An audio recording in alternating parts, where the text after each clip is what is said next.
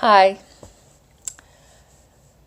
Okay, so this is probably one of my first videos, kind of. So, I am wanting to try to do a video every day for the next 60 days because we've actually given notice. And, oh, for anybody that doesn't know, my name is Denise. Live in Canada, and I love to move. So that's the big thing. You can call me crazy, whatever, but I do. So I want to do a video every day because we've given notice. Moving into a new place. So I want to share why I love it. And I want to take you along the journey of doing that. Everything from some tips, some cost-effective ways of doing it, why I do it, how it's beneficial, the pros and cons of it, a little bit of redecorating, organizing, packing, and just moving, how I get organized and why it can be stressful because you are changing, but it's not. I love it. I love the challenge. I love the newness of a place. I love meeting new people. I love a new scenery. I love seeing different things. I love the challenge of refiguring out and reusing my furniture and all my pieces, I suppose, and trying to fit them into a new place. I love the puzzle. I love that aspect of it. So we're downsizing. So right now, and I'll do videos like to show you what we're in currently in different photos. But right now we're actually in a 5-bedroom home. It was 4, and we created another bedroom with a removable wall because we're only renting where we are. So I'm going to share all kinds of tips like that on how to do those things. Because I really like to make the space work for myself. So we're going from a 5-bedroom down to a 2-bedroom. So right now 5 bedrooms, 3 bathrooms, a cute workable yard. Seriously, the place where we're at right now is as if my dreams exploded. It's everything I've ever wanted, but with everything that I've learned, I know that there's even something better. So even though there's nothing really wrong with where we are, we're just changing up. So a reason for moving right now is that we're actually wanting to do a little bit more traveling. We want to be a little bit more freer. So we're moving to a place that we don't have a yard to take care of in the winter or the summer. Yeah, so that we can be, if we want to take off for some time, we don't have to worry about that. Also, it'll be less expensive. So the difference of money that we will be saving, hopefully, we'll be able to go to different trips and maybe upgrade vehicles and possibly buy a home down the road. So that's kind of the major plan of why. So, yeah, that's the gist of it. So it's moving down to 2 bedrooms, no yard to tend with, and 1 bathroom. So the 1 bathroom thing I'm a little nervous about, but I think it'll be okay.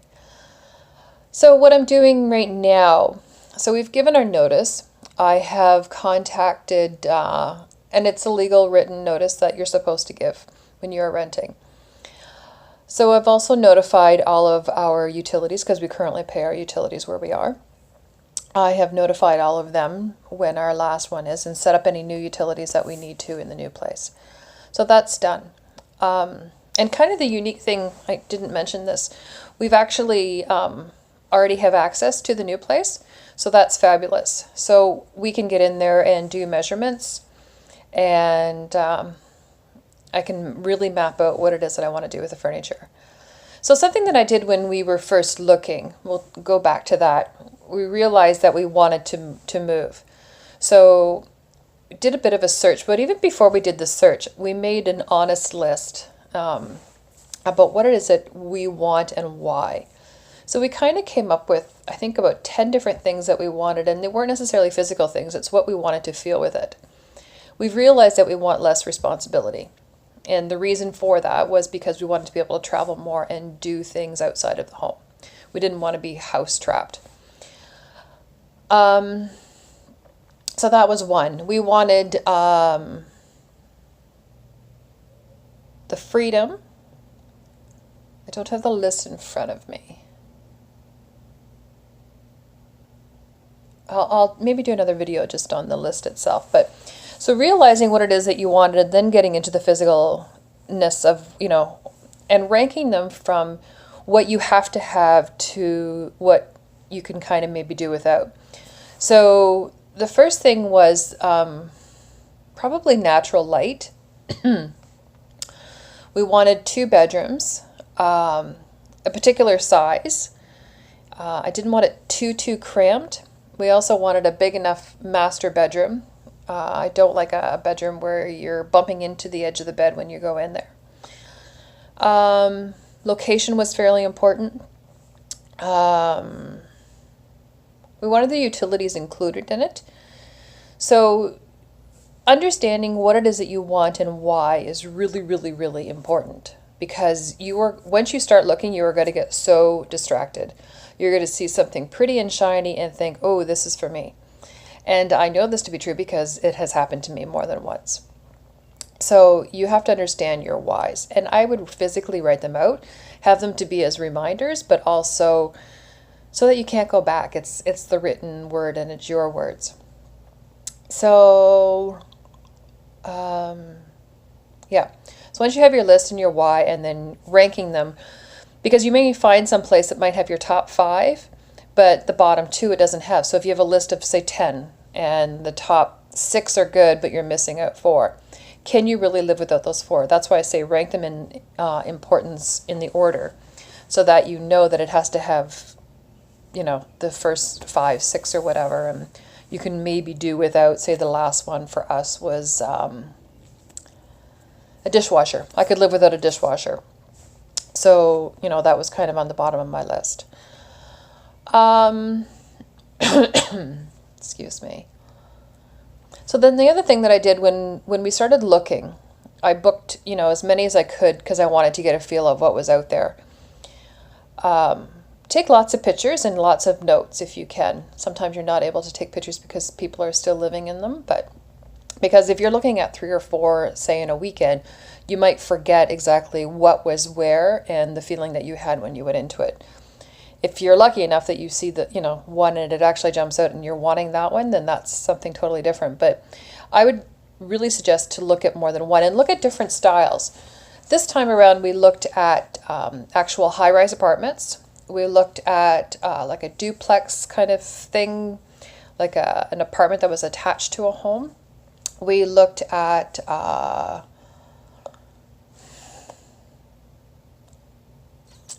condos. And because of that, I have moved so much, I know what I really don't want. Like, yeah, whatever you've experienced in the past, like you also have to know what it is that you really don't want.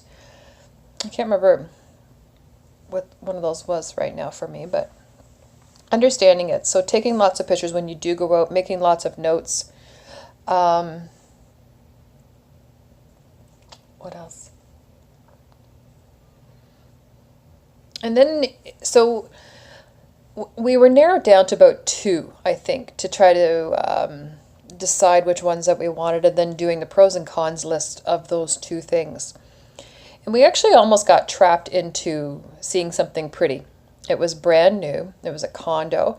It hit all the boxes, plus a few extra that we hadn't even thought about. And we actually filled out the paperwork to start that process. And I don't know, there was something in me that it just wasn't quite right. It was a little over the original budget that we had set, but we of course justified that number with something, because we were getting more than what we wanted. But we actually backed out of it in time, but really glad that we did, because we ended up finding another place, and it hits everything.